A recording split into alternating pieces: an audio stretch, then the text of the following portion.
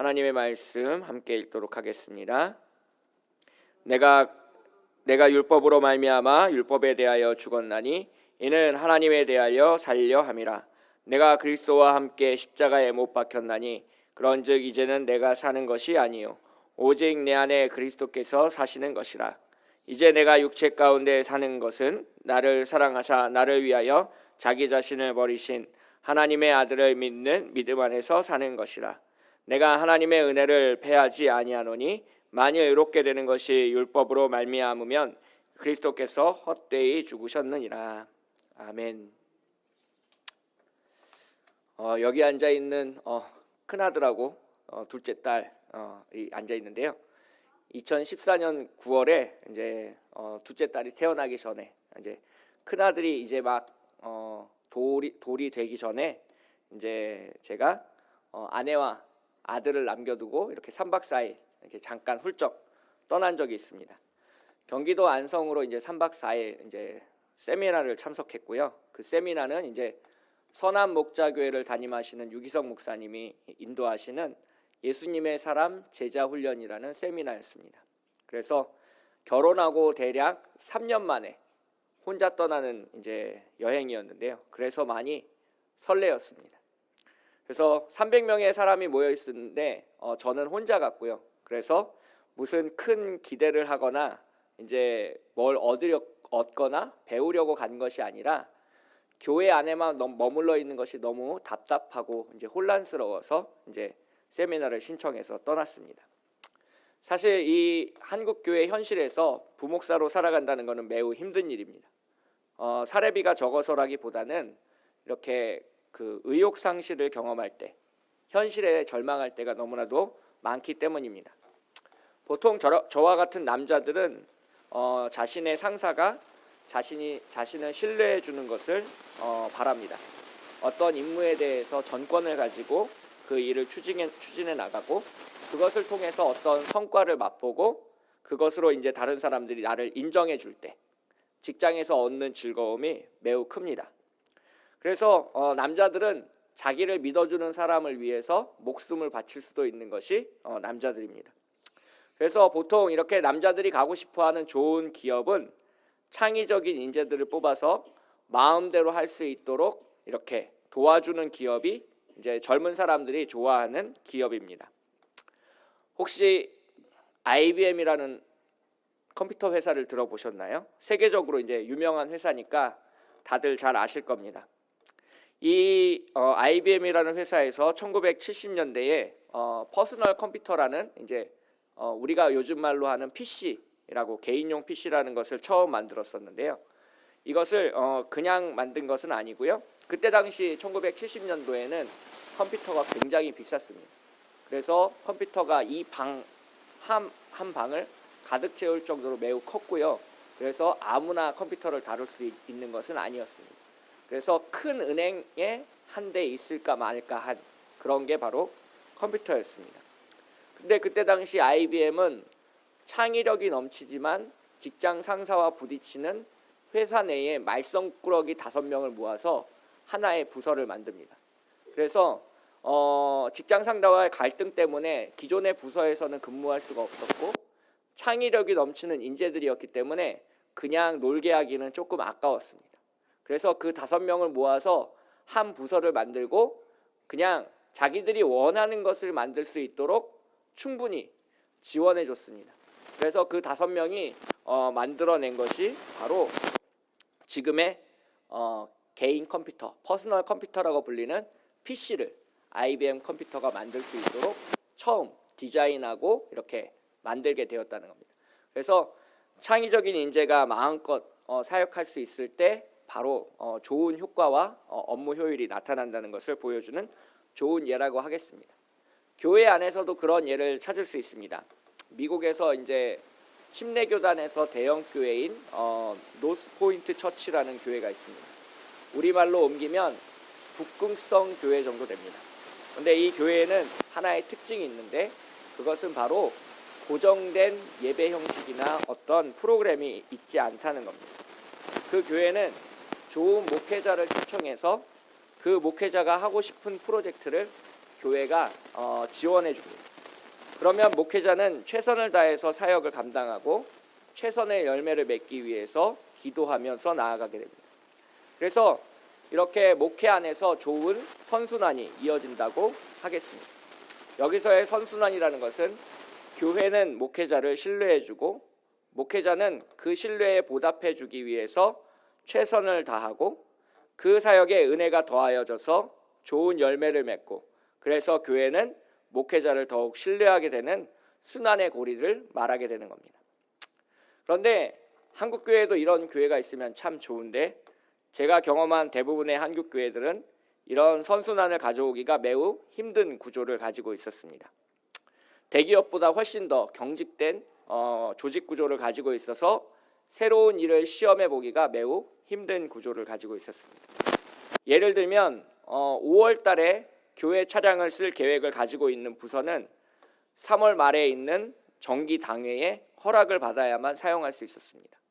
부서별로 2달 전에 자기 부서가 무슨 일을 해야 할지 해야 하고 싶은지를 계획하고 예측해야 움직일 수 있는 일들이었습니다. 만약에 중간에 일정이 바뀌거나 혹은 새로운 일이 생기면 많은 어려움들이 생겼습니다. 여러 곳에 전화해서 이렇게 허락을 받아야 되는 매우 곤란한 절차가 생겼기 때문입니다. 그래서 이런 조직 고착화되어 있는 구조 속에서는 이제 창의적인 목회를 기대하기가 매우 힘들었습니다.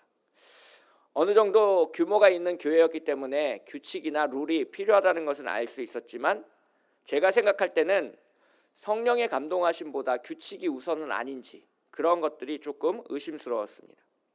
그래서 제가 하고 싶은 목회와 현실에서 부딪히는 사역과는 상당한 거리감이 있었습니다. 이상과 현실과의 차이라고 하겠죠. 그래서 2014년에는 그런 갈등이 최고조로 달했습니다. 목사 안수를 받고 이제 목사가 되었지만 제가 할 수 있는 것은 아무것도 없었기 때문입니다. 사소한 디테일 하나하나까지 설명해 가면서 이제 일을 추진해 나가는데 에너지가 너무 많이 들고 힘들었기 때문입니다. 그래서 나중에는 내가 왜 이렇게 힘들게 일을 하지? 아무도 알아주지 않는데 이런 생각을 하게 될 정도였습니다. 그래서 그렇게 자기 자신 안에서 낭망하고 있을 때 훌쩍 교회를 떠나고 싶은 마음이 생겨서 이제 3박 4일 세미나를 신청한 겁니다. 감사하게도 1년에 한 번 이제 부목사에게도 이제 세미나를 참석할 수 있는 기회를 주셨기 때문에 잠시 머리를 식힐 겸 3박 4일 동안 경기도 안성으로 출발했습니다. 그래서 출발할 때 저의 목적은 뭘 배우겠다가 아니라 3박 4일 동안 잘 쉬다 오자 이런 가벼운 마음으로 떠났습니다. 그렇게 가벼운 마음으로 제가 세미나에 임했었는데 그 생각은 첫날 첫 시간에 와장창 하고 다 깨져버렸습니다. 보통 이런 세미나에 참석하면 처음에 시작할 때 개회 예배 한 번, 마치는 예배 한 번만 담임 목사님이 참석합니다. 그리고 나머지 그 2박 3일의 기간은 3박 4일의 기간은 부목사들이 하는 그런 운영에 하는 세미나들이 대부분입니다. 어딜 가나 그런 형태들이 대부분입니다. 그래서 남는 게 별로 없습니다. 그런데 이 유기성 목사님은 3박 4일 동안 온전히 12번의 강의를 혼자 다 감당하셨습니다. 그것 자체가 저한테는 매우 충격적이었습니다. 대한민국에서 제일 바쁜 유명한 목회자, 대형교회를 담임하고 있는 담임 목사가 3박 4일의 시간을 고스란히 헌신해서 세미나를 처음부터 끝까지 진행해 나간다는 것은 매우 힘든 일이라는 것을 제가 알 수 있었기 때문입니다. 그래서 그 유기성 목사님이 첫 시간에 몇 가지 질문을 300명이나 되는 목회자들, 전도사님, 사모님, 목사님들한테 던졌습니다. 매우 쉬운 질문이었습니다. 세례 받으셨습니까? 아멘이죠. 두 번째 질문은 그랬습니다. 예수님을 내 삶의 구원자로 믿으십니까? 아멘입니다. 그 다음에 세 번째로 여러분은 예수님을 위해 십자가를 감당하기로 결심하셨습니까? 예, 다들 목회자였기 때문에 쉽게 아멘이라는 대답이 나왔습니다. 여기저기서 이제 아멘이라고 외치는 소리가 있었고요. 저도 속으로 소심하게 아멘이라고 대답했습니다. 그런데 마지막 질문에는 그렇지 않았습니다. 마지막 질문은 그렇다면 예수님 믿고 행복하십니까? 구원의 기쁨이 내 안에 충만하십니까? 이런 질문을 했습니다. 저는 아멘이라고 대답하지 못했습니다. 300명 중에 4명 정도만 아멘이라고 대답하는 소리가 있었습니다. 사실 예수님 믿고 헌신하기로 작정한 이렇게 목회자들에게도 기쁨과 평안이 있기는 상당히 어려운 일입니다.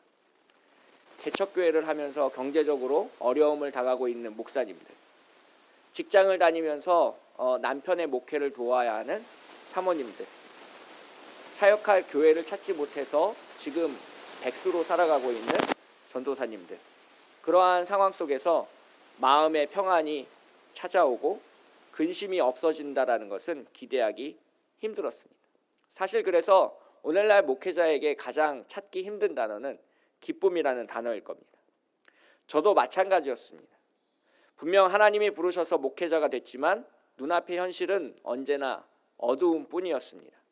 남이 망쳐놓은 작품을 내가 책임지고 복원해야 되는 그러한 임무를 맡은 것 같아서 늘 마음이 불편했고 불만이 가득했습니다. 한국교회 부흥의 열매는 선배 목사님들이 다 먹고 치우고 이제 후배 목사들은 그 설거지를 해야 되는 현실이 참 안타까웠습니다. 왜 하나님이 나를 부르셔서 이렇게 힘들게 살게 하시는지 묻지 않을 수 없는 상황이었습니다. 그래서 목사가 되었지만 그때 당시에 기쁨은 없었습니다. 그때 유기성 목사님이 이렇게 얘기했습니다. 우리 안에 기쁨이 없는 까닭은 내가 아직 십자가 위에서 온전히 죽지 않았기 때문입니다. 라고 말했습니다. 목사가 되었지만 아직도 하나님이 내게 주신 현실을 순종하지 않고 평가하고 불평하고 더 좋은 대안이 있었을 것이라고 투덜거리는 내 자신을 바라보게 되었습니다. 그때 알았습니다. 교회는 이상적인 공동체가 아니라, 교회는 완벽한 것이 아니라 교회를 사랑하시는 하나님이 위대하다는 것을 알게 되었습니다. 하나님이 사랑하시기에 교회는 더럽고 추하고 부족하지만 그럼에도 썩지 않고 지금의 현재의 모습을 유지할 수 있다는 것을 깨닫게 됐습니다. 만약에 하나님의 사랑과 은혜가 교회를 떠난다면 교회는 세상과 다를 바 없는 공간이 됩니다. 싸우고 다투고 미워하고 원망하고 불평하고 이간질하고 속이고 믿지 않는 사람들이 살아가는 세상과 똑같은 모습이 될 것입니다. 하나님의 사랑과 은혜가 없다면. 그래서 오늘 교회가 교회로 남아있을 수 있는 까닭은 성령님이 말할 수 없는 탄식으로 교회를 위해서 중보하시기 때문입니다. 우리가 믿는 믿음, 내가 교회를 다닌다고 생각하지만 사실 그 믿음 또한 내 것이 아니라는 겁니다. 하나님이 충분히 우리에게 자기 자신을 보여주셨기 때문에 우리가 하나님을 믿고 따를 수 있는 겁니다. 아무도 믿음이 자기 자신의 것이라고 주장할 수 있는 사람이 없다는 겁니다. 그래서 계시는 하나님의 선물이고 믿음은 하나님의 형상을 체험한 인간이 할 수 있는 유일한 행동이라는 것입니다. 그래서 교회가 완벽한 모습이 아니라도 하나님이 교회를 사랑하고 품으시면 나도 그렇게 교회를 사랑하고 품어야 된다는 것을 알았습니다.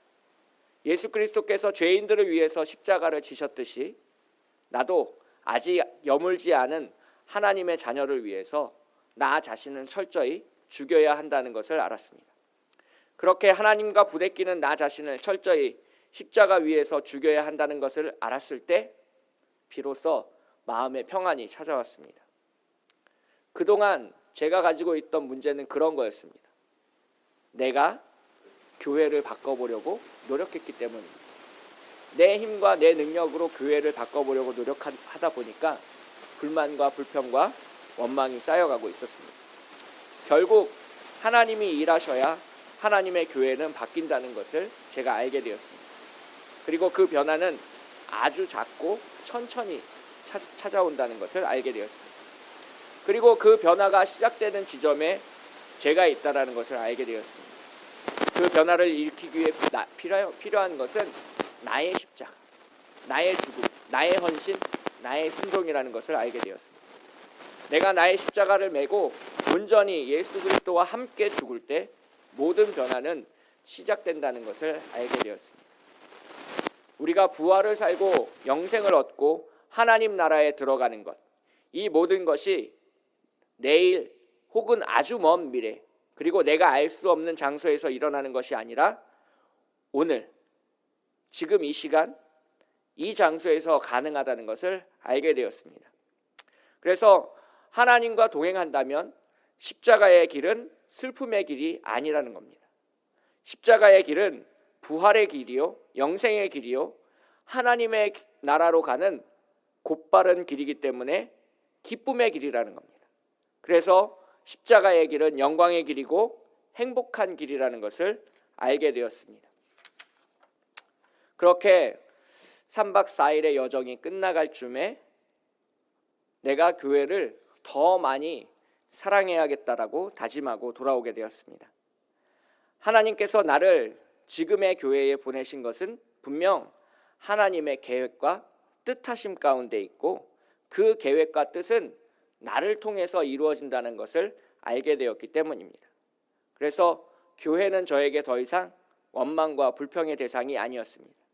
내가 사랑하고 품어야 되는 대상으로 바뀌었습니다. 교회를 위해서 죽을 수 있는 사람이 나라는 것을 깨달았을 때 정말 하나님의 사랑이 무엇인지 알게 되었습니다. 세미나가 끝나고 원래의 삶의 자리로 되돌아왔습니다. 변한 것은 아무것도 없었습니다. 제게 주어져 있는 상황은 그대로였습니다. 딱 한 가지가 바뀌어 있었는데요. 그건 바로 저 자신이었습니다. 목사로서의 저 자신이 변하자 조금씩 많은 것들이 바뀌는 것을 경험했습니다.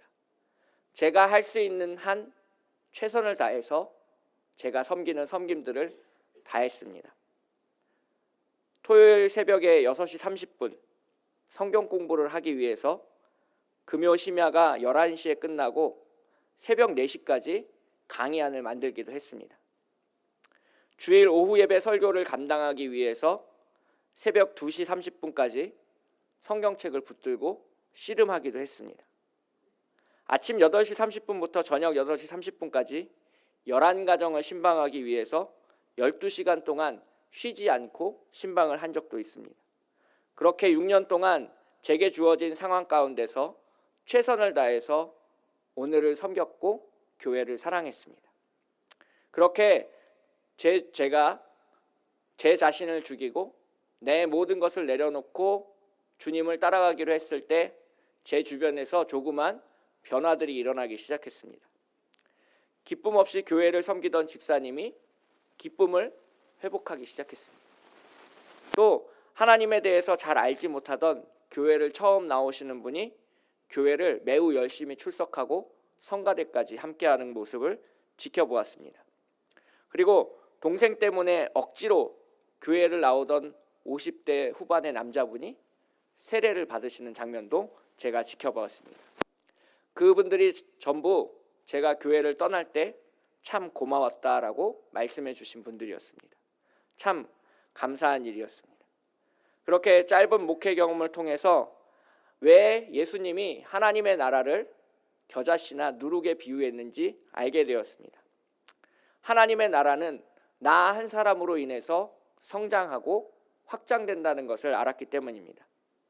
예수 믿고 성령에 충만한 한 사람만 있으면 그 사람 주변에 그렇게 변화되기 시작한다는 겁니다.